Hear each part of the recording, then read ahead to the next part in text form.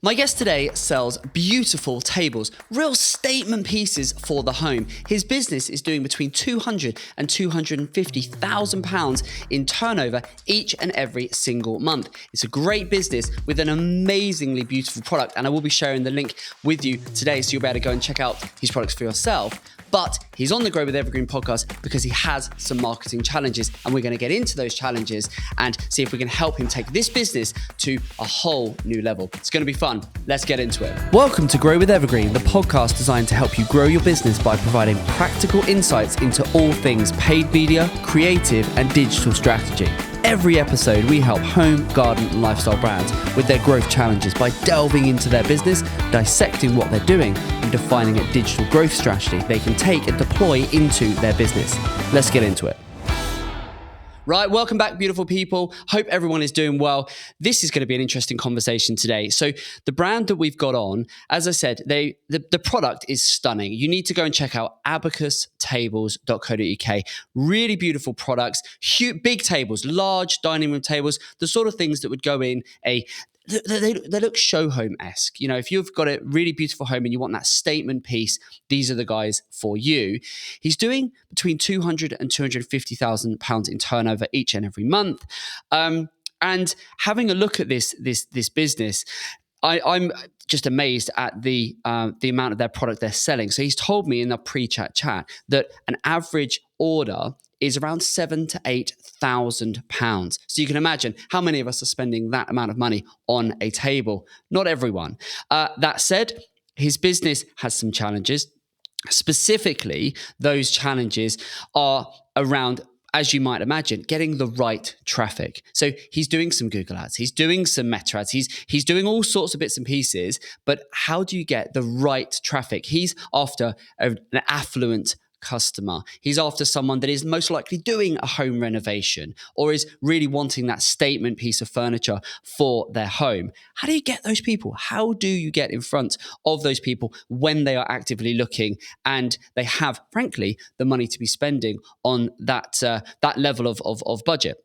That's going to be a big challenge. He's then said in the pre-chat chat as well that one of his other big marketing challenges is, frankly, knowing how to prioritize and how to execute. He is an entrepreneur, a business owner that has so many ideas, and he almost has too many ideas that he never gets around to implementing them. And that is a very common trait. I know I'm guilty of that. And I know a lot of you watching this will feel the same. So hopefully on today's episode, we can help him prioritize and work out what he needs to do and how he needs to do it.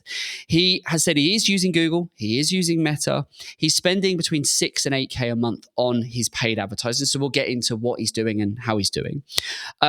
Where does he want to be in 1 year? That's a question we always ask of everyone that comes on the podcast. He's got a pretty big ambitions of where he wants to take this business. So at the moment, he's doing anywhere between £200,000 and £250,000 in turnover a month. Where does he want to be in the next 18 months? Doing £1 million a month. So essentially, he wants to 4x, almost 5x his business in 18 months. That's going some. So we're going to have to get into what's he doing and how is he planning to do that. But I love that ambition. I mean, that's amazing. That's going to be a big old business if he manages to achieve that. What does the business look like when it's finished? It's going to be essentially a machine, a business that's going to basically run itself. Then he's got some questions. He wants to talk about Pinterest. He wants to talk about text message marketing. Not everyone wants to talk about that, but I think that is a really interesting one. And then he's also got this idea that he wants to, he's looking at one of his big problems is, well, one of his ideas, his many ideas, is how does he build a network of referral partners? And that's something he wants to get my thoughts on, and we're going to discuss. So there's a lot to get through on this episode. As I say, the website is abacustables.co.uk, so do check them out, and you'll see for yourself just why I was quite taken aback when I saw these products. I was like, wow, okay. And I think some of the team have already asked me if we can replace this here snazzy boardroom table with one of theirs. And I think Darren was definitely in favor of that, weren't you? I've got my eye on one in particular. I'm actually looking at it right now. Well, we'll have to ask for a heavy discount. Oh, yes. The Poppy Oak Seascape Resin. Oh. There you go. Right. I think let's get recording. We'll start with asking if we can have a heavy discount, and then we'll get into his challenges. Let's do it. Rick, are you there, my friend? Yeah, good to be Good stuff. Right, well, you've probably heard before I brought you on there. So what level of discount are you going to give us if we need this table that Darren's got his eye on? We don't do discounts, but our prices will be going up soon. So it's probably See, he's a good marketer. I better buy quick then. Yes, tick. We like a bit of that. We like a bit of scarcity. The prices are going up soon. Very good, very good. How are you doing, Rick? You well? Yeah, good. Thanks for having me on, Aaron. I'm looking forward to picking your brain. Well, I will do my best to help. It's delighted to have you on. Give us 30 seconds. What is the business? Over to you. I feel like you've given me a good intro, to be honest. I'm not sure how much I can add to that. But I suppose, my name's Rick. I'm the co-founder of Abacus Tables, along with my brother John. And I suppose the reason that we exist is that it can be really difficult to find a table that sort of perfectly fits your space, both in terms of style and size. Mm-hmm. And the table's a really big, important piece of furniture in pretty much any space.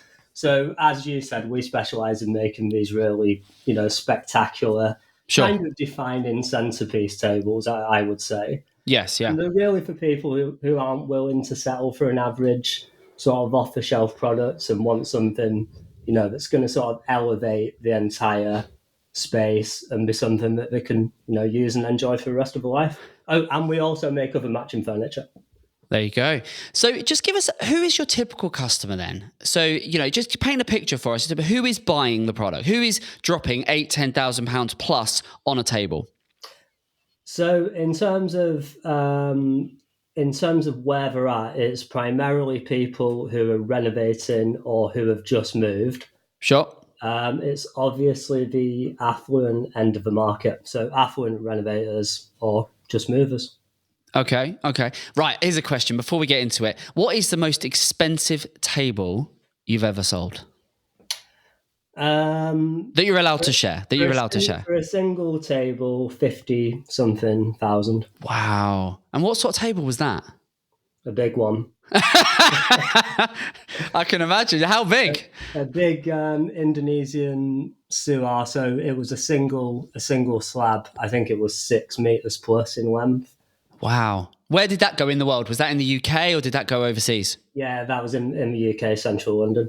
So you can imagine central London, it was, pretty expensive place. Isn't it amazing? Right, we need to stay focused on the marketing challenges. Otherwise, I could just pick your brains all day on the wonderful types of products. Because as they have a look on the website, you've got all sorts. That you've got large dining table, boardroom tables. Darren, stay away. You've got, and there's all sorts of other kind of different tabletops and so on. So, just give us a little bit of background. The business. How did it come to be? This business. Just give us a little bit of background in terms of the sort of the journey to this point. So I think it was about 12 years ago. I was a specialist boat sort of restorer, really. Boats. My brother John has a background as a naval architect, and basically I made a table for my own house. We both kind of fancied a change. He saw the table, thought we could sell them. And we decided at that point to do a test. Right. To run a test on eBay to see if we could sell these things. So we took some photos of the one that I'd already made, got some orders, and decided to go into business together. I love that. And what year was that? About 10, 12 years ago? Yeah, I think it was about 12 plus years ago, yeah. Okay. One interesting thing, again, just to let everyone know who's watching, listening to this. So you sell these tables, but you're not e-commerce, are you? So you can't buy these things. These are obviously made to order. And you have a really interesting way in which you are, because essentially your website, which we're going to come on to in terms of the marketing challenges, getting the right traffic and so on, but you use your website essentially for lead generation. Yeah. And you've got just talk us through, because you've got a really interesting that not everyone does in terms of, if I'm interested in buying the product, how do I express an interest? What do I do? Yeah, so as you said, the website is primarily to gather leads, but also to sort of arm somebody with all the knowledge that they need to choose their perfect table. So we have spoke at length about the possibilities of switching parts of the business to e-com. But we feel that retaining the sort of manually inquiring and that sort of one-on-one interaction, we feel that sort of adds to the sort of high-end nature of our product. Sure. And also there are so many potential variations it's really, really important for us to understand where our tables are going and to make sure that somebody is on the best possible specification for them. Right. So Yeah. Yeah. It's more, as you say, because if with this, there's more considerate. There's more to consider, isn't there? For buying a statement piece of furniture like this, there's more to. But I think what's really interesting about what you do is you can request the price list, aren't you? So if you go on the website and you want to inquire, you can make an inquiry and you can download the price list, can't you? yeah, so to answer your previous question, you go onto the website, have a look around, and you download. You basically give your email address in exchange for the price list. Right. So that essentially is our lead capture mechanism. Yeah, that's your lead magnet, which I think That's our lead magnet. And then once you have given your email address, we basically send you a chain of automatic emails and stay in touch indefinitely. it's smart. It's really smart. It's a really smart way when you're selling a product that is, one with a high consideration. It's a great way. It's a very low barrier to entry to capture that data. I think it's really smart. I love that. Not enough e-commerce brands that are selling a product, not a brand, sorry, that are selling a beautiful product where there is a consideration. Do that. And if you were trying to sell these and you were just e-commerce, albeit with all the customizations, you would struggle, I think, to do that because, as you say, you've got to hold someone's hand through this experience, through this journey of getting them, building that know, like, and trust, and then educating through the journey of what they need and what they don't need. And I think that because you're not asking for first name, you're just asking for email, and then you've got them into a sequence. I think, firstly, straight off the bat, I think that's really smart. I really like that. Not enough brands are doing that. So. The first challenge that you outlined on here is getting the right traffic. We said at the top, obviously it's affluent renovators, home buyers, stuff like that. So just expand on it, getting the right traffic. How much of a problem is this for the business today? How much of the wrong traffic are you getting? I would say that the difficulty is we need so much traffic to give us a sale. I feel like there's quite a lot of wastage there. We do a lot of sifting. Right. We get a lot of leads per for one sale. So we need a lot of email addresses in exchange. So break that down for us. What does that look like? So what kind of numbers are we getting on the website? How many leads are we getting? And then from how many leads does it take to get a sale? Just give us some sort of top line numbers. Yeah. So in terms of monthly traffic, at the moment, we're getting around 15,000 unique visitors. Okay, yep. Those 15,000 visitors turn into approximately 1,000 leads. So we convert from visitors to leads, we convert about 7%-ish. From 1,000 leads, we get maybe 100, 120 inquiries. From those 100, 120 inquiries, we get around 20 sales. So we need 15,000 visitors for 20 sales. So that works out at, I think, around 750 visitors per sale. Okay. So I've got a few questions off the back of that. Those 15,000 uniques, where are they coming from? How reliant are you on Google, other platforms? How many is organic, direct? Do you know the channel breakdown? I know it for sales. So I'll give it you for sales. So we're way too reliant on AdWords. So straight away, that's a weakness. Around 40% of our sales come from AdWords. Around 25% of our sales come from organic traffic. So Google, Bing, Yahoo. Sure. I don't use Yahoo anymore. But 25% organic, about 10% social platforms, primarily Meta. And then the other 25%, I don't know, because we really struggle to measure the. Are you getting? Yeah, is it just coming in as a sort of unknown this channel split, these percentages? Where are you pulling these sales? Is this being pulled out GA4? Where are you pulling this breakdown from? So these are from our CRM. So we don't use which is Keep, by the way, which I actually wouldn't recommend. It's terrible, but that's what we use. Right. Okay. So we don't pull the data from the ad platforms because quite often somebody will visit our website and then they may sign up for our price list, so it registers as a lead, but they might not buy for another 2 years, and they may buy from a different device, or they may buy 4 months later, and it doesn't. So we can't rely on the ad platforms to track actual sales. So why is your CMS different? And how is your CMS working? Is it working on a data-driven model or a last-click model?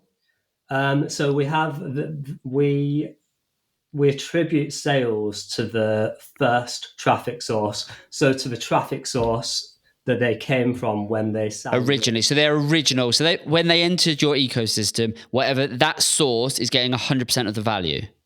That's correct. The problem with that is if somebody finds us on Facebook and then comes back a month later through Google Ads, yep, then the traffic source is going to show us Google Ads and not Facebook. So, we've got to... Why would it do that? Because the traffic source only registers when somebody becomes an email address in our system. Right, gotcha, fine, okay. I mean, I'll be honest, I don't like, that in terms of how you're assigning value, I don't like that. And the reason I don't like it is because it's giving all of the credit, the value to that first source. So that's, if that's a first click model, you could have the exact opposite with a last click model. The problem you've got is that is not reflective of the average customer and how they interact with your brand. Because, if you're assigning all of the value to the first click, and let's say the biggest proportion there you said is from Google Ads, so 40% is coming. Now, that makes sense because, frankly, there's search intent with Google. So I'm going onto Google, I am searching, but what are the chances of me making an inquiry or becoming a lead? Only a relatively small number, as you said, like what, 7% is going to be turning to leads there and then on that first click. But it's the job of all the other channels. It's, the direct traffic, the organic traffic, the referral, the recommendation, the social traffic, the paid social.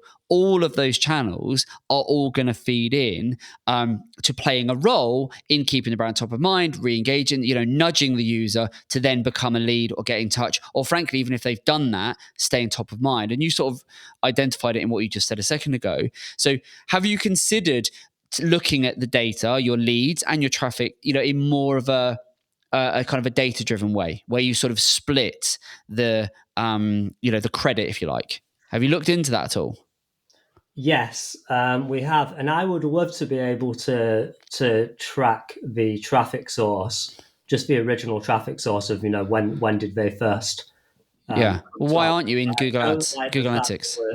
I don't like the fact that we're only tracking the traffic source directly before they become an email address, but I don't know how to do that basically, because the problem is with all of the platforms that I've looked at for tracking is that they're not able to then track the sale if somebody fills out an order form from a different device, for example. Right. So it's more important to me to track what turns into sales, if that makes sense. So yeah. So look, I don't think it needs to be one or the other. Why? We could track all of the above. I think. We do track the different traffic sources. So if somebody's come from Google Ads, for example, but then they click on a Meta retargeting ad, sure, we do have all that data that they record as tags within the CRM. Yep. So we do have all that data. And to answer your question, we could totally split we could split that. I suppose for simplicity, I've just been more... Yeah, what you're doing is the most simplistic way of trying to establish, how reliant is my business on X or Y. I get it. So I get why you're doing it, but the problem is it's not going to be accurate because it's a very siloed way of looking at everything, putting all the credit on just a first click. So have that, and I think that will paint a picture, but then I would also be looking at more of a data-driven model. If you look at Google Ads and Meta and any of these paid platforms, they're going to self-report. They all have different reporting windows and the way, data-driven, first click, last click. They all have different attribution settings as well. So if you look at Meta, it's a 1-day click, 7-day view. If you look at Google, they're all different in terms of the way they're going to attribute. So, and then GA4 now gives you different options to do that as well in terms of last click and data-driven. So I think you need to look at a mix of these different platforms and these different ways of reported, and that's gonna each one of them is going to give you a slightly different perspective. And I appreciate as a business owner, you just want to get a single source of truth, but these days, the way, with privacy, with all of the, GDPR, with everything that's happened, the iOS updates and so on, now tracking that user, it's very doable, but it's more complicated, and it's easier to drop people and lose people. So there is an argument, for server-side tracking and plugging that into your CRM, and this gets very technical, but and that would require specialist expertise. But there is an argument for you. If you would go server-side, you could plug in all of your data, and that I think would give you arguably pound for pound probably the most accurate data end to end. But I also think what I'd be interested to know from your data is, if you look at Google Analytics 4, which I guess you have that set up, you have all that ready going? Yeah, we do, but to be honest. So, yeah, but that is going to give you a good sense. And again, do you have all your goals and your tracking as much as you can within GA4? Do you have all those goals and events set up? We do. It's probably not set up properly, but just to interject. So it's interesting what you're saying, because I desperately want to be able to look at the data and derive more meaningful information without so many sort of black holes and questions. Yep. But the problem is for me, and this probably comes from a lack of knowledge of how I can actually use that data, is if we look at the sales from inside the Meta platform or the AdWords platform, the figures indicate that we're not getting many sales. And Sure. the reason, so if we were to simply go off the data in the ad platforms, they would show our campaigns as not profitable and not scalable. Sure. So the reason that we sort of use the model that we do is it gives more favorable numbers that show that, you have got a sale from AdWords this month, but they signed up 2 years ago. Sure. And I simply don't know how to get that data from the ad platforms, but I'm definitely open to. Okay, so have you got a feedback loop going on? So are you feeding back the sales from your CRM going back into Meta, back into Google? Have you got that set up? No, we don't have that set up. Okay, so that's one thing. We need to get a feedback loop going so that you are at least saying, hey, because as you've said, and this just comes down, you're selling the product, but ultimately you are not making enough sales. If you're selling 20 sales a month on average, if you're only making 20 sales, that is not enough to feed back into a Meta or a Google or any platform, frankly, to be able to get their algorithms to really work and kick in. You're not making enough sales. So put sales to one side. Sales, yes, is the business goal, but that is not the driver of what we're going to be able to feed Meta and feed Google. It's not going to happen. So what should be the driver is the next best thing, which in your case, leads. So if we're attracting 1,000 leads, that is a huge amount of data that Google and Meta and these platforms can learn from. So I would be making that the goal. You then have a separate calculation and go, well, from 1,000 leads, we know we're going to get 120 inquiries, and from those 120 inquiries, we're going to make 20 sales. So those additional couple of steps, they can be outside of the platform-specific tracking, but I would be using the leads and the requesting of the price list and so on as the goal for these campaigns. And then you can work that backwards and go, okay, so if I'm getting 1,000 leads, it's generating 20 sales. Well, what about if I got 1,500 leads? Would that lead to 30 sales? And then you can work backwards from there to go, okay, well, in order to get 1,500 sales, I therefore need 22,500 in terms of track, or maybe we need to lump it up because we'll get diminishing returns. Maybe we need to go to 25,000 views. And then if we need 25,000 unique traffic coming in, well, I'd then be thinking, well, okay, well, right now, and this is where it goes full circle back to what we started this conversation is, if you need 25,000 uniques, then it's a case of going, well, where are we going to get that extra 10,000 from? To understand that, you've got to understand where you're currently getting your 15,000 from. Does that make sense? It makes sense. So I'll give you a little bit of history on it to sort of tell you why we don't do that, I suppose. Mm-hmm. I promise I'm not trying to argue. I'm just. This is good. This is the whole point. Go for it. So we did used to do that. We used to rely on number and cost of leads, and we used to make the assumption that we know they're not all going to be the same quality, but they'll be kind of roughly the same. Sure. Until I realized that AdWords leads over a period of 12 months convert 10 times better than Meta leads. Okay. So Meta leads cost a third of the price, but AdWords leads convert 10 times better. Right. So that was a big, knowing that I only know that because we've tracked the number of sales Sure. coming from each platform. But why Now, is that an issue? I don't understand. because if we spent the same, so I'll give you another part of the story. So we ran an AdWords campaign a few years ago. Right. It was a banner ad it was the old banner ad style campaign, Sure. and we basically got really cheap leads. They're like less than £1 a lead, Right. less than £1 a lead. Yeah. So we ramped it up and we spent a fortune. And you were getting nothing, no We inquiries. spent £5,000 a month for Yep. a period of, I think, 3 or 4 months, Sure.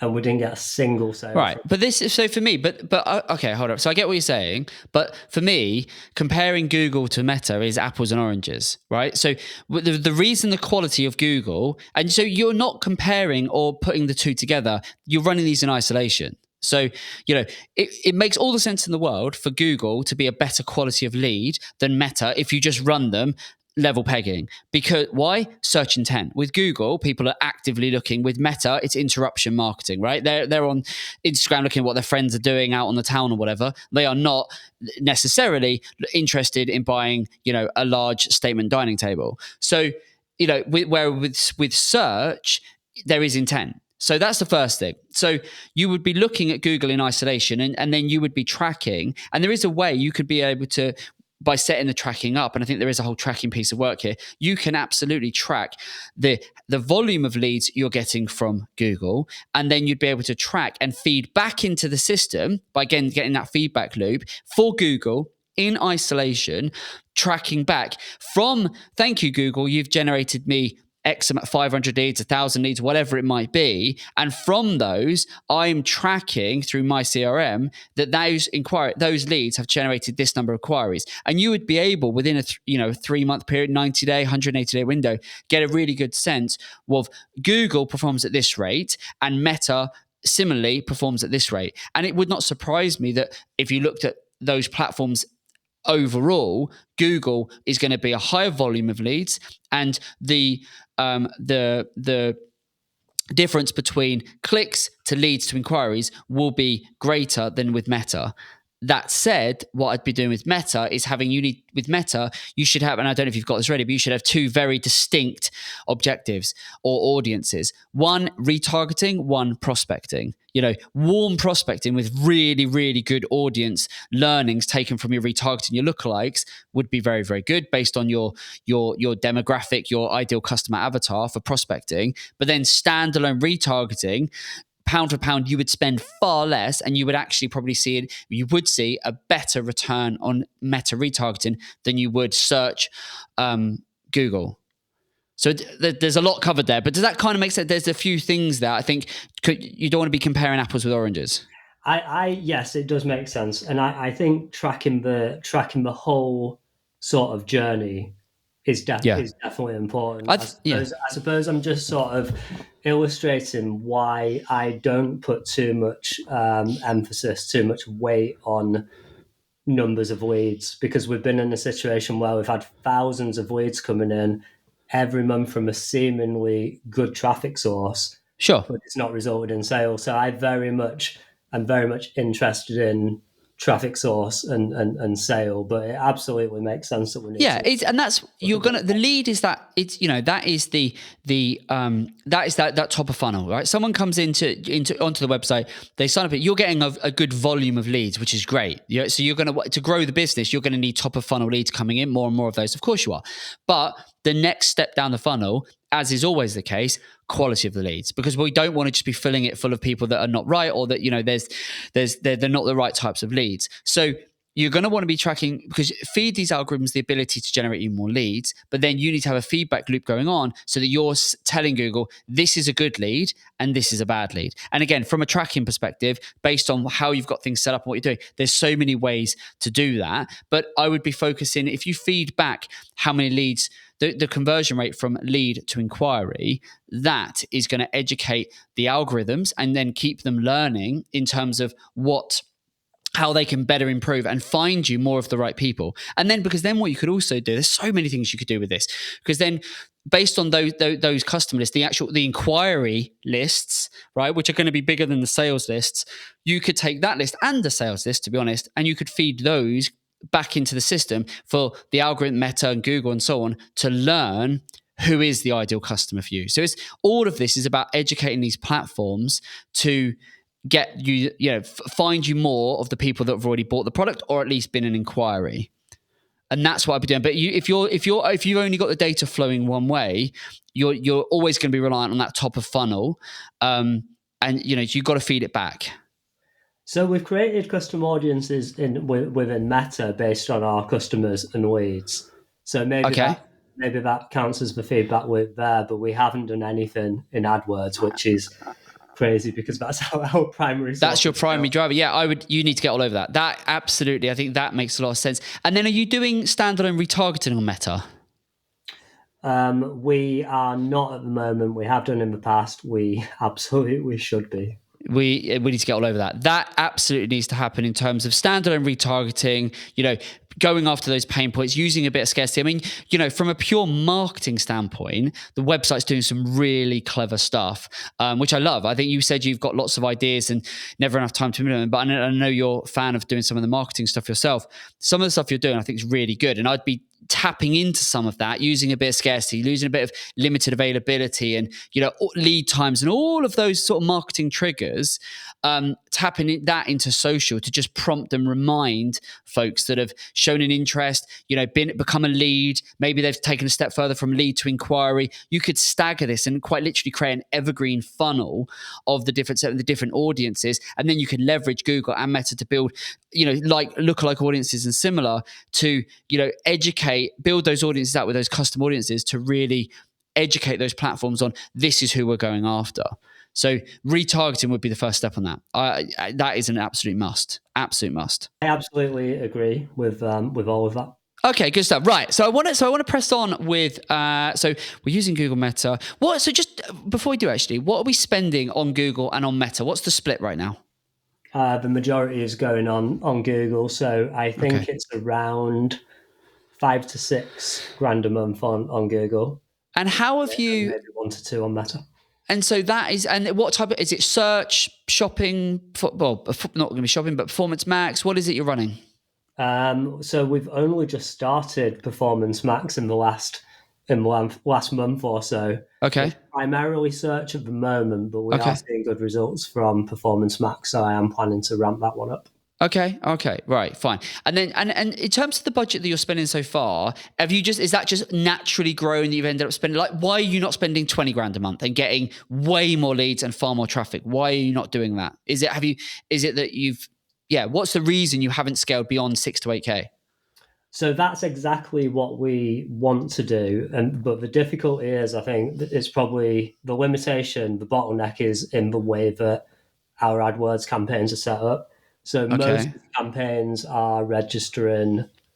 Basically, there's no more traffic for those keywords. They're mainly keyword campaigns, and we can't scale at the CPA that we're sort of comfortable with. So we would need to pay more money per lead to give it a bigger budget. So I'm kind of hesitant to pay more money per lead. Right. And mean that we're paying more for everything, if that makes sense. Okay. What have you set your target per lead at? So I think we're at £10 per lead at the moment on the majority of our campaigns. And so, and obviously I understand now the leads to inquiries and so on, but where is that? Is that just a figure that you've just decided that's what I feel comfortable, or have you run the math to work out that is all we can afford? Yeah, we've run the numbers. There is a little bit of scope to pay a little bit more, But I suppose my concern is if we increase that to £15, Right. we're then probably going to pay more per lead on all of our traffic. So that's definitely an option. I think looking at the numbers again and sort of reevaluating how much we can afford to pay per lead, but I don't think there's much more room in there. I also think that the Performance Max campaign is a very interesting one. Right. To scale, because we're only spending 40 quid a day, I think, on that at the moment. Yeah, so you're going to have to dial that. Before we go any further, are you enjoying today's episode? If so, you'll love our other show, Tea Talks. They're short, informal chats where the Evergreen experts and I share actionable nuggets on all things paid media, creative, and digital strategy that we use daily when growing our clients' businesses. And best of all, much like this podcast, it's completely free. So if that sounds like something you'd be interested in, see the link in the description. Now, let's get back to it. So, but going back to where you want this business to be, because that all sounds fine and it makes sense and it's all quite conservative and calculated, fine. But you've also said that you want to 4x this business in terms of monthly turnover, and that is seriously going some. So what big, bold moves are you planning to make that in the next 18 months is going to mean you're going from 250 a month to $1 million? I don't think that we've tapped in to the real sort of lucrative traffic source yet. I think the majority of people wanting a high-end table like this are using interior designers, interior architects, Okay. that kind of thing. And the network of referral partners that we've currently got is very, very small.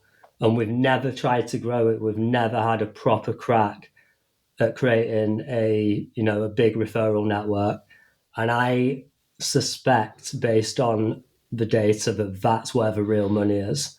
So you're on the one hand, just to recap tell you what you've just told me. On the one hand, you're saying from a Google Ads perspective, we think might have tapped a good chunk of the market, certainly in terms of what we would need to, what we're happy with and comfortable setting as a target CPA. So that feels like for me a limiting factor. But then you're also then the flip side of that coin, you're saying, but we don't feel like you've got a lot of the building a referral partner network.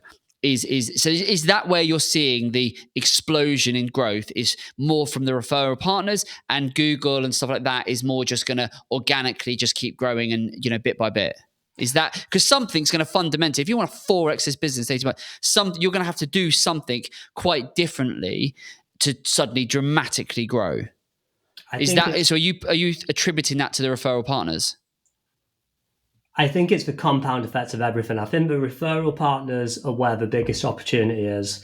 I also think that with the right dedication and time, our AdWords campaigns we could probably double the number of sales that we're getting right now. Yeah. AdWords campaigns. Okay. I think conservatively, to be honest, it just needs time and focus and energy. Yeah. Well, it sounds like from what we've discussed, there's things, retargeting, you just don't play with performance back. So it sounds like you're still experimenting and you're going to just incrementally nudge that, which is fine. But with Google, it's going to take a minute. Everyone thinks you can just turn a switch and Google works overnight.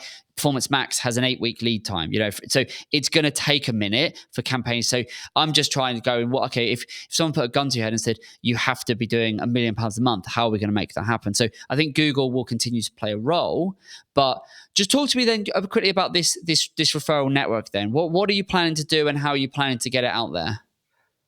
So just before I do, I will also mention that Meta is another huge traffic source that we haven't tapped. And we've just reached the point at which it's profitable. So we can definitively say that we've got something that's scalable now in Meta. So that's part of it as well. Good. Yep. But the referral network, so interior designers, basically nobody knows about us yet. Very, very few. And the way that a lot of these interior designers work is they have preferred suppliers. Sure. They don't necessarily search the internet every time they want something. Okay. And basically, we know that hardly any of them are aware of us right now. So I have kind of a plan in mind, but it's based on my limited knowledge and experience and what I know right now. I'm kind of curious to know how you think we should we should build this network. Because what are you planning to do now? Then give me a flavour of what you're planning to do. So my plan is to use Meta to reach these people. So primarily interior designers, architects, put an ad out there. Basically, a "Do you want to work with Abacus Tables" ad. Okay. And from that ad, we build custom audiences based on who interacts with it, and we generate leads directly from that ad. We then do a manual reach out to these people, phone them up. Anybody who's liked us as a result of that ad, or anybody who's filled out the inquiry form, we manually reach out. But the point is basically to run Meta ads to create a warm audience of interior designers that know who we are and have expressed some interest in working with us, and then sort of do it manually from that. So if I'm an interior designer and you're going to show me, why should I care? So what for me, if I'm an interior designer who you're targeting, if you're going to show me an ad, why should I care? What's going to grab my attention? Interior designers have a big problem having to use multiple suppliers and getting everything to match. So we can obviously make bespoke tables, but we can also make the full furniture set. So for an interior designer, we can pretty much create whatever it is that they want. And quite often with their clients, the budget isn't the limitation. It's finding exactly what they want. So we can kind of be a one-stop shop that ticks off a lot of items for an interior designer. Fine. There's healthy amounts of commission in it as well. Fine. So but so for me, what's the pain point that you would solve for an interior designer? What would that be? How? Yeah. In terms of the wording of the actual ad. So this is where I'm at. I'm kind of in the process of figuring out what the ad needs to say.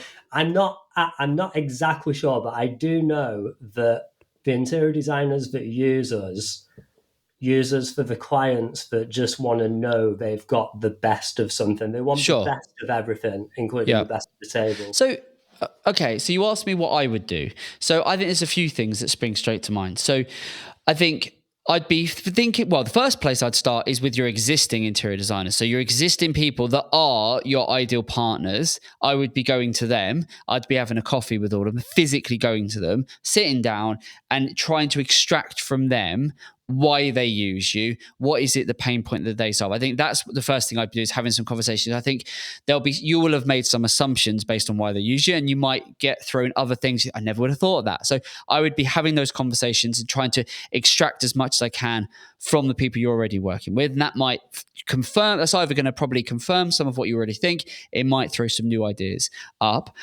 I think beyond that, the overarching theme that I'd be thinking about right now is why us, and why should someone care, basically, and why should someone care, and what is the pain point that you can solve, and again it feeds into why you can solve that pain point better than the next. So that's something I don't have the answer for you, but that's the question that I would be asking is, why us? What is the pain point I can solve? And again, why can we do it better than the next person?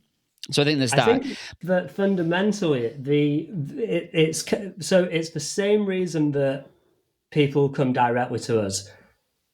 Interior designers get paid to create impressive spaces that have got a real wow factor in the cases, in the cases that we've seen. Yep. And as I said initially, a table's a really big part of that. It's like a defining centerpiece in a space.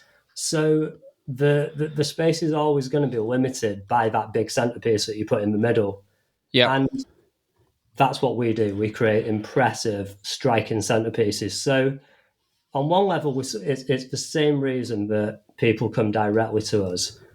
But then there's the other thing of solving the problem of needing to deal with loads of different suppliers and having questions over the quality of the things that they're buying. Yeah. Because in a lot of cases, interior designers come to us having bought a cheaper option elsewhere. Sure. And experience big wood movement issues or lots of issues, but wood movement's a big thing in what we do. So that's another problem that we solve. You know, we've got guarantees and warranties and all that stuff. We're a big enough outfit to stand by Yeah. what we do, and we've got enough experience to know what. Yeah, so I think articulating that and then visually being able to get that across in a with a very much with a marketing hat on is going to be one of the challenges. Then in terms of other practical things that I'd be doing if I was in your shoes and this was my sort of scenario and what I was, because I think the idea of building a referral network, is a great one. I think that there is a lot of power in that. It's going to take time. It's going to take some time. It's going to take longer than you think to build it. But I think a big thing, if you want to build a community, you've got to build your authority. Right? If you want to build, you're going to have to build your authority. So as a brand, and I don't know how you feel about personal brand and so on, but for me, I think you've got to, a part of the why us and what makes us special and why you should work with us and not the next company is I'd be thinking, well, what does both the business and your personal brand need to learn? And you've got to build that authority and demonstrate that expertise. So, because it's a beautiful product, yes, but then if you want someone to, you need to be top of mind with that architect, that interior designer. How are you going to be top of mind? You're going to have to build your authority and do that consistently and do it over time. I mean, I don't know if you've ever thought about it, and I don't know how you feel about personal brand. A podcast could be brilliant for you. Actually running a podcast and getting on. What I would be doing is if you ran a podcast, about I don't know, something about. I don't know, you'd need some thought, but something that would give you an excuse to reach out to your ideal, your architects, your interior designers, and get them on, like we're doing on this, and get FaceTime with those folks to be able to talk to them, share, stories, expertise, different tips and tricks within the industry and so on. You'd know better than I would. That is a great excuse to, one, reinforce your expertise and your experience. You get FaceTime with the ideal person you want to partner with. You're demonstrating and showcasing your authority and your expertise, and in helping one, you're getting that out to other. It's like interior designers and architects are going to mingle and mix in circles with other architects and interior designers. So what I'd want to be doing is, where can I have the conversation where those people in those circles are going to share it with other people in those circles? And things like a podcast is an amazing way to do it. Also, creating content. You've got videos on your website. I don't know how comfortable you guys feel on film, but creating content is, again, another way. Have you thought about doing any of that sort of stuff? Yeah, I think they're all interesting ideas. I think content, definitely. I think so. I missed a part of the plan out, I suppose. So when we make people aware of us, contact them directly with people that have raised their hands, and then really the plan is to get them onto a marketing email list. Yep. As we already do with the small number of interior designers that we've got, so that we can then stay top of mind on a regular basis. So we know that works because we already do it with our other customers. Now, the other thing is, I'm really particular and sort of strict with my time, and because we've got so many ideas and we can only decide to pursue a small number of those. Yeah, ideas. Sure. So the reason that we want to just basically reach out and get on the phone to people is because we ran a test a couple of months ago, about 3 months ago actually, and we spent a day just phoning local interior designers. Right. It was one day, and since that we've had a couple of sales from it. So I know that the simple, just picking up the phone and phoning people, will get the sales if we do enough of it. Sure. So what this approach is, where this has come from, really, is combining the two things that we know work: speaking to interior designers, making them aware of us, and email marketing. Yeah. So we've just tried to sort of come up with. But do all of those things. You still, email is hugely powerful. Picking up the phone, you can't beat it. Depending on, in your sector, I think it would work. In some sectors, it does. Some sectors, it doesn't. But I think all of those things work. I think the other thing that I would be doing, physical mail. Have yourself I don't know if you've done it, but a beautiful physical brochure, something that that is a no-brainer. I'd be identifying all of the architects, interior designers, sending something physically in the mail, following it up with a phone call, connecting with them on LinkedIn, all of the above. absolutely should be doing all of that. So it should be an omni-channel marketing approach of just getting in front of these folks. But what I'm saying is, if you could then further, that is to pique their interest, to sort of say, hey, we're here. If you can then back that up with, here's our expertise above and beyond just having your website, so some form of content, right, that reinforces your expertise, your experience, that is a great way of just reaffirming, oh, okay, these guys must really know their stuff. They must really be good. And you're staying top of mind. And what's great about content, whether it's a podcast or videos or written guides or whatever, whatever you decide to do, is it's leverage time. You create it once and then it can add value. Whereas if you're picking up the phone, which I would absolutely be doing, that's not leverage time. It is to a degree, but you make that phone call, you put the phone down, you're done. Now you hopefully will see some residual value over that if you build a partnership and a connection with that person. But if you had a podcast or you create some videos and you're getting that content in front of the right people, that can be hugely powerful because you only got to create it once. So I think it's a combination of all of these things. But I would be, if it was me, I would be specifically going out to the exact people I want to identify. And I think the clearer you can be on that, the better. But I would be balancing it with the one-to-one interactions, which the phone call, the LinkedIn connection, the physical mail through the post. I'd be underwriting that with, and here's all the stuff we've got that's out in the world, and using a bit of flattery as well. How do you want to come on our pod, or do you want to feature in our next video, or do you want to collaborate on this post or this thought leadership piece we're putting out that talks about X and Y? It's further reaffirming, this is who we are, this is what we do, and hey, now we're top of mind for you, in your business. So I absolutely agree with all of that stuff, but I can sense a but. If I'm completely honest with you, the reason that we won't do it is because it's time. How can, so this is one of many ideas, many tests that we're running at the moment.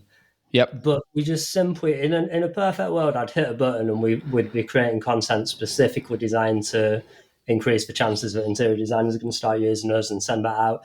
Sure. But realistically, I just don't have the time. I mean, we're in terms of our marketing team at the moment, it's me. There is no one else. So we can't just do everything that we want to do, and I've got to sort of put my focus into the things that I think are going to have a potential big impact rather than an incremental impact. So of course. I mean, that's true of everyone, right? Myself included. We all have to prioritize. Only 24 hours in a day. We've all got to prioritize what we want to do. I think, but that's where it comes back to. It always comes back to, which is why we ask the question: where do you want to be in a year? Where do you want to be? What does the business look like when it's finished? Whether that's in 5 years, 10 years, whatever. So I think for you, this is about going, well, okay, is it absolute mission critical that in 18 months this business has 4x'd its turnover? If it is, what's going to get it there? Are you doing, I don't know the answer to that because I don't know all of the stuff you're doing, but what are you doing? Where is your time being, eaten up at the moment? How much of your time is actually going on to marketing? Are you in the business or are you working on the business primarily? I'm very much in the business. So one of the big bottlenecks we've got at the moment is design, and we've literally just taken on a full-time designer. So you're in the business. So give me a percentage. How much of your time is going on the marketing of your business? So actually thinking about business growth rather than business operations. I think I think probably a decent amount. I would say maybe 60 to 70%. But he's working on the business, not in it. Well, the line is kind of blurry in some cases because there are some sort of regular tasks, regular activities that could be classed as in the business. Yep. That are actually also working on the business. So, for example, we create projects. When we install a table, we create projects and send them out in newsletter emails. Right. So that's one of the regular tasks, regular activities that I'm very much in the business. That's something I would like to get somebody to do for me. But it's also working on the business because it's building the library of projects, and it's, that's where It is, but what I'd be, again, I don't know everything, but I would be looking at, are you doing the most valuable stuff that your business needs you to do? And I know, because I've had exactly this myself, is for so many years of me running Evergreen, I've been way too much focused in the business, and I'm not the best person to be in the business. I'm better off at growing the business. But, so much of my time would get, I'll get involved in that. Or I'll just go and double check this. Or I'd like to take the lead on that. Or I'll get involved in this. It's all limiting growth. And, it's because I didn't have the team, the expertise around me, which is now something I've changed. So I can now focus on growth. So I think you need to look at what you're doing. Are you spending your time wisely? And do you want to be, which side of the fence do you want to be? Do you want to be sitting on the side of the fence of in the business, operating the business, or do you want to be focused on the growing the business? They're two very different things. And I think you need to put the vast majority, at least 80% of your time, into one of those. And if it is into operating the business, then you need someone that is focused. And I would say it needs to be you or your business partner, on growing the business. And then once you've got that proportion of, right, this is the bulk of my time is going into growing my business, then where am I spending my time and what are my biggest priorities? And then thinking about where does the business want to be in a year from now, and then breaking that down into 90-day cycles. So going, right, what is the biggest priority for the next 3 months that's going to ensure in a year, 18 months, 2 years from now, this is what the business looks and feels like. And I think another thing I'd be doing is, in addition to turnover, describe what the business. So what do you look like in 18 months? What does the team look like in 18 months? What does the business, all of the intangibles as well as the top line turnover. What's the profitability of the business? Get that down physically on paper so you can describe what the business looks like, and then make sure that you're prioritizing doing the right stuff. Because if from what you've said to me, and just again, sort of relaying this back to you, you've said, there's things you're working on Google, and you're going to get incremental growth on that. Good, fine. Again, how much opportunity there is there, don't know. Need to get into the data and have a look at it. And then you're working on Meta, so you've got those two strings to the bow, and they will grow. And if you only wanted to grow by 20% year on year, I'd say I'd be focusing my effort on those. But if you are wanting to seriously scale up very, very quickly, and you believe that this network is the best way of doing that, then I'd be focusing, right, having dedicated time to work on that, and then thinking, what is the best way of building that network? And again, I'd be looking at, one, identifying all of those key people, which again, that is not something you need to do. I'd be getting help to do that, get some assistance, employ someone, outsource it, but get someone to go and find you all the architects, all the interior designers. So that's a case of, right, this is the brief, go and do it. It's not something you need to do. They could get you the contact details. They could connect you on LinkedIn. They could send messages. They could get the addresses. You could get someone in to design your physical brochure. And then I'd be looking at, well, what are the things that build in that network that you have to do? And for me, some of that would be potentially looking at some sort of content creation, just because whatever you create, what I love about content creation in whatever form is it's leveraged. You've only got to do it once. I'll give you an example. We created a report earlier this year. It's a home garden lifestyle report. If you want to see it, you can get it on our website. But we created this report, and it's a synopsis of the industry. Now, it took 4 or 5 months to research, plan, write, produce, create. So it took not of my time. It was a combination of the team's effort. Great report, but we put it out to market, and we've been able to continually promote and leverage that asset for the last 3 or 4 months now, and it's been seen by hundreds and hundreds of brands. So we created it once, and we've been able to repurpose it so many times. And that's it's like an ebook, essentially.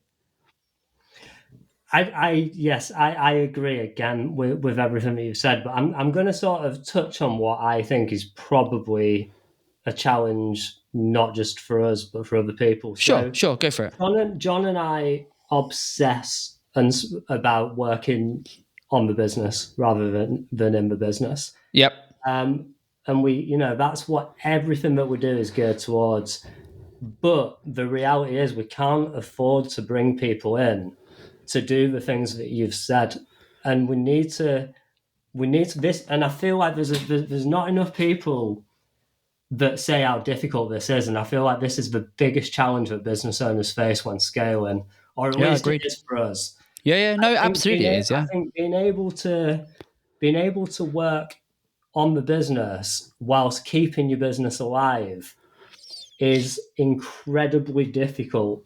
And I think that if we had money to just bring somebody in, and John and I have interviewed people for Yeah. this Sure. job, and we spoke about getting somebody to do exactly the thing that you said, go, Yeah. Yeah. find us interior designers. But the reality is we work in the business Yeah. just enough to keep it alive. Okay. And we spend the rest of our time working on the business. But I think that the making that transition from working in the business to on the business, it kind of, you go up and down, you kind of employ people, it's going well, but then they leave and you've got to jump back in. And it's more difficult. And I think it takes longer than people are aware of. And that's exactly where we're at. We're at the point where we know what needs doing. We desperately just want to be able to go and find people to do it. Yeah. But we ain't got enough money to pay those people. That's And the I think reality. you're echoing what pretty much everyone that's going to watch this or listen to this over the next few months and years will probably be nodding along right now, going, "Yep, I feel the pain. I'm in that. I've been through it. I'm probably going to have that in the future." That is, unfortunately, you chose entrepreneurship. You chose to be a business owner. So we have to suck it up, right? Myself included, I'm talking to myself as much as I am you. We've all been there. I've been there. So that is part and parcel of the rodeo you've decided to play. So we just need to suck it up and get on with it. You have the benefit. There's two of you. You enjoy. So for me, is there a scenario? And I don't know all of the intricacies of what you do, but if there's two of you, the obvious scenario is that you do this and I will do this. If you're both doing the same stuff, albeit with different skill sets or whatever, but if you're both largely in doing a bit of on or whatever, split it. You've got to be hard with yourself. Split it down the middle, and you do this, and I will do this. Also, you're going to have to. There has to be an element of you've got to speculate to accumulate with this marketing. You've got to invest in growth. That is a prerequisite of all of this. And look, I've had to do this at times throughout my building of Evergreen. Sometimes, leaders eat last, right? Sometimes you're going to have to. You're just going to have to not pay yourself or, you're going to have to bring people on and they earn more than you do. I've had that, I think sometimes to grow the business, but I think being as clear as you possibly can on what you're trying to achieve and a realistic time frame from how you can get there, and then breaking that down into 90-day cycles, it makes it all more doable. Because otherwise, you're doing a good monthly turnover. So you need to, but it's understanding what that needs to look like to be able to give you the next person. And a lesson I learned a while ago when recruiting, because if there's just not enough hours in the day and you just need more people and there's just, what I've remembered is you're looking at, bringing someone on and you can think, oh, I've got to bring on a 30, 40, 50, 60K salary. Remember, you don't have to pay all that salary on day one. You got to look at it and go, well, if I can bring that person in, what's the time save it's going to give my business?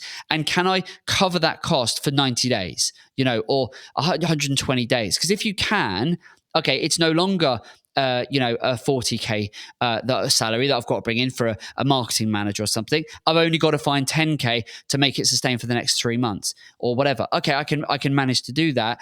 And then the time saved will mean I can grow the business, and then I'm off to the races. So I think it's taking that sort of view on it is kind of at least how I've done it and what I've told a lot of other folks to do in terms of, because you're going to have to, if you continue to do the same stuff, you're going to get similar results. And if you're wanting to seriously scale this, you're going to need more of your time to focus in how you can build this referral partner network. I think that I know that you're right. I feel like we are doing all that stuff. I feel like we don't pay ourselves sometimes, and sure, we've gone through all of that over the years. Yeah, I feel like the reality is though you have the spare time that you have to run these experiments, to test out your ideas and to figure out what's going to work. And I think in my experience, you may need to try 100 different things to find one or two things that work. And I think that whilst you're having to work in the business to keep the thing alive, to keep paying the bills, you've got to be extremely protective over the bit of time that you are able to work on the business. So this brings me back to why I said I think the content's a great idea. We do create content, but I think that specific content's a great idea, but we probably won't do it. And the reason that we probably won't do it is because there are other things like building a configurator and Sure, sure, having sure, sure. that I just think are more important. And at the end of the day, you got to go with your gut. What Yeah, every yeah, business yeah, yeah. owner has a sort Just of sense of what they want. just be mindful that, in the pursuit of perfection, is going to halt progress. Like, just don't try and do so much experimenting and trying so many different things and having so many different ideas that you never commit to anything, so you never actually get anywhere. So I agree with perfection. I completely agree with that, and I feel like the approach of content combined with our approach would Yeah, almost be perfection. I think we're never going to be able to work out everything on a 1 hour pod. But I just wanted to, I've just tried to give you my perspective on a few different things. I think I'd be putting content at the center of that and going, and again, you don't have to do this now. You don't have to do everything now. But I'd be road mapping it and going, right, you identify, if you just think it's your market, message, media, right? Who is your market? You know who you want to get in front of, right? What is the message you want to get in front of them? Pain point all day long. How can you help them? Why you? And then work out the right media. And again, the media, phone, email, physical brochures, and then content's probably the fourth string to reinforce and build that authority and expertise and stay top of mind. So there's a combination of all of the things. But if you think market, message, media, I think that's quite a nice way of approaching it. Now look, we are going to have to wrap this up. There was a few questions that we haven't even got near. Time has flown. There was a couple of things. I just want to give you a very quick run through if I can. So you asked about landing page strategy was one of the questions. With running your ads, should you be... what should the landing page strategy? We haven't got the time to go into it. All I would say is split test. That's what we do for every client we work with is... Yeah. You can try homepage, you can try dedicated landing pages. Split testing is the only way. It doesn't matter if anyone would say, oh, you should be doing this, you should be doing this. Some people are a fan of just go to the homepage. Others say, no, remove all of the distractions and have a single focus with a strong CTA. There's an argument for both. Split test with landing pages. I don't necessarily believe you need to have everything funneled off and distraction free, because I think the average user now is more savvy than that. Load speed versus page load speed and user engagement metrics. I think they are very important. But your website, I think your website's beautiful. I think you've got some good marketing principles there. What I would say is just make sure that whatever you're putting on the website, and it looks like you're already doing this, create it for the user, not for Google. And I think there's a tip there for anyone listening, watching in. If you're ever trying to think, how do I optimize the website? How do I improve my website?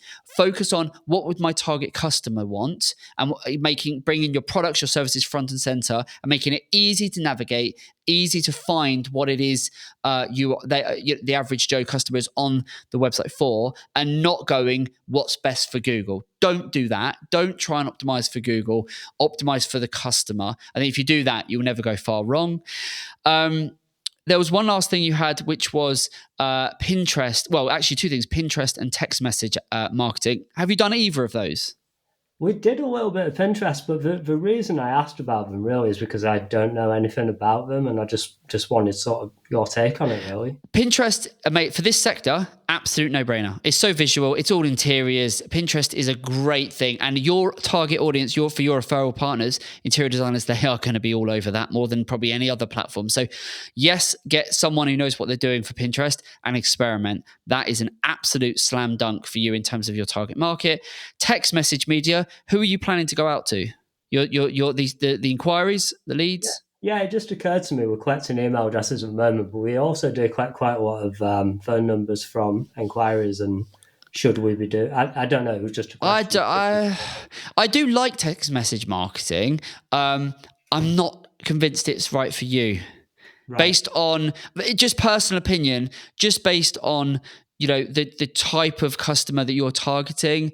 I'm not sure if it's the right fit.